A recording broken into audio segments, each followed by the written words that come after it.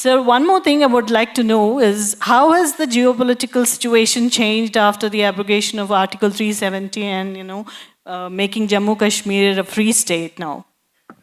But I will not use this stage to talk politics, and in the sense, a traditional sense of politics. Making an accusation about somebody, and somebody making an accusation about the other party. I will not get into that, but I will take this opportunity to talk history. Because it's very important people sitting here should understand what history is. And especially with respect to Jammu and Kashmir, what actually happened and what has happened over multiple years and what specially happened when Article 370 got abrogated. And Jammu and Kashmir is a very special place because of the nature of its location.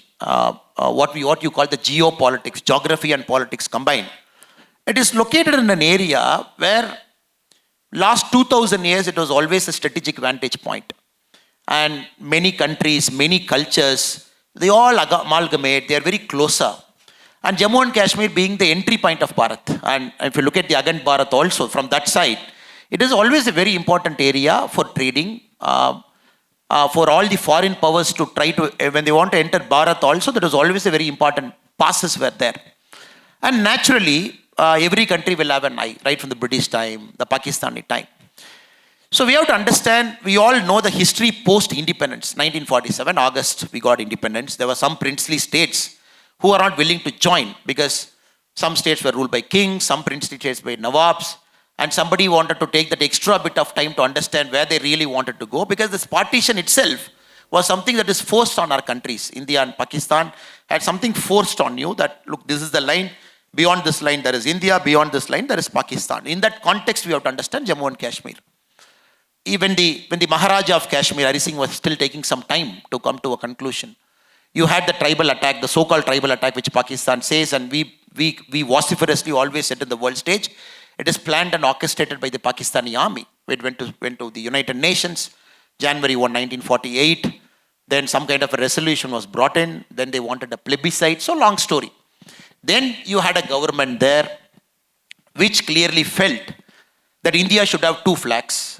Rest of India will have one flag. India will have two flags, meaning Jammu and Kashmir will have one flag. India will have two constitutions. The rest of the country will have a separate constitution. Jammu and Kashmir will have parts of constitution, Article 370 and Article 1. Only two parts that is applicable in Jammu and Kashmir. When India will have a prime minister, Jammu and Kashmir will also have a prime minister, which you call the chief minister as a prime minister.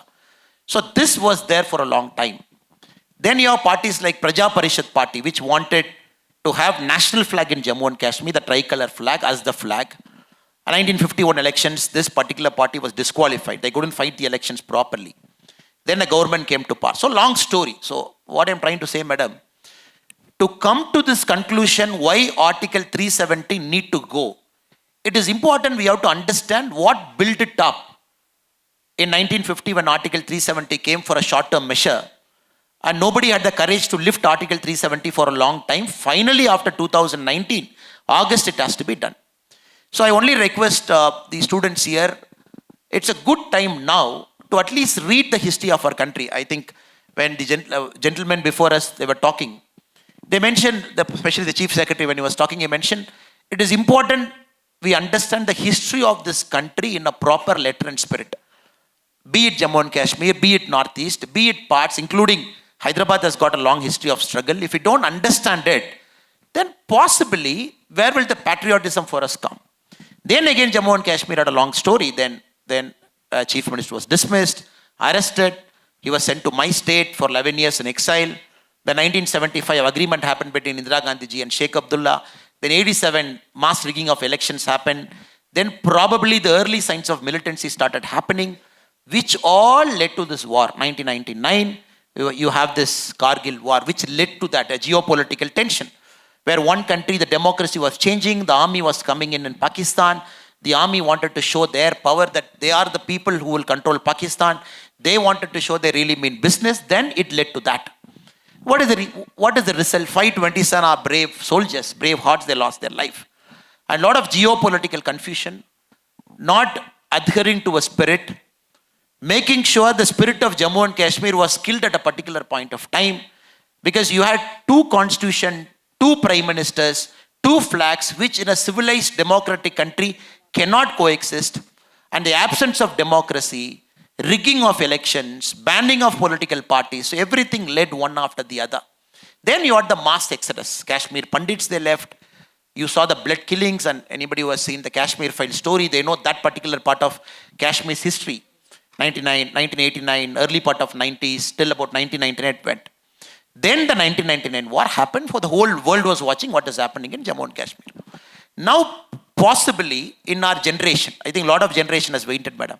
Especially this generation with a lot of pride can say, August 2019, when 370 was abrogated, we said right to a historical wrong. The Constitution of India that is applicable to the rest of the country is going to be applicable to the whole of Jammu and Kashmir in letter and spirit. An historical wrong that was committed in 1950, which was inserted in our Constitution, again 35A, 370 was removed, which made sure very small things. A woman born in Jammu and Kashmir, married outside Jammu and Kashmir, will have right to inherit a property there. Very small things. A person from outside Jammu and Kashmir entering Jammu and Kashmir has to get a pass to live in Jammu and Kashmir for a certain point of time. Again, a person who is in Jammu and Kashmir who belongs to the SC/ST community doesn't have India's SC/ST Act that is not applicable to that particular person. Small things for a general population, but big things for that people. Which one clear stroke after abolition of Article 370, very first time we can say, last year 2022-23, close to 1 crore 89 lakh people went to Jammu and Kashmir for the first time who don't belong to Jammu and Kashmir as tourists. They wanted to see the beauty of Dal Lake.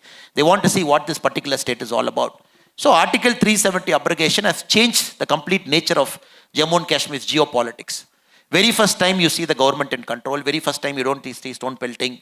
Very first time you feel the army are in better control, because end of the day the army can do their work, but at the civilian government, the people behind the army, they matters. You can't send our people in uniform to the harm's way. And you cannot expect them to be cannon fodder. As politicians are the powers to be in our country, you can't expect army to be the last resort as cannon fodder, going there, saving every time and coming. Now we can say, probably with a lot of certainty, 2019, August onwards, Jammu and Kashmir is entirely different. The geopolitics has changed. Very first time, we sitting here can safely say, my uniformed men is not put in harm's way unnecessarily. Because as a country, they cannot pay for your sins. You cannot have thousands of troops there mobilized on the borders. They cannot pay for the sins of politicians here. They cannot pay for the sins of politicians' personal friendships in Kashmir in 1950 or 60s or 70s. Two different families in India having a particular friendship, and they cannot pay for their sins. So that is why it has changed the status quo, what was there for a long time. Possibly the elections that is going to happen now in Kashmir and Jammu and Ladakh, that will usher in a free democracy where people will freely elect their own representatives. Once democracy comes in, then I think everything will be settled. We are also seeing the historically high number of investments going in, companies getting started, employments coming up in a big way. I'm sure at least this generation, when they grow up, Jammu and Kashmir should be their number one choice of a tourist destination within our country. Instead of looking at Switzerland, looking at spending money there. Since 1 crore 89 lakh people have chosen to go to Kashmir in 1 year, I'm sure when these kids grow up, when they have families, with their children, and they look at Jammu and Kashmir as a paradise on earth, truly it's a paradise on earth. Anybody who has gone to J&K will vouch for it. And they will know the blood that all the soldiers and their families have paid for us over this many years should be worth it. I am sure we should make it happen. All of us have a role, madam. People like you, people like me, people sitting here. We all have a role to make it happen, which I am very sure will happen. Thank you, madam. Thank you so much, sir. Let's visit Kashmir in the coming years and see paradise on earth.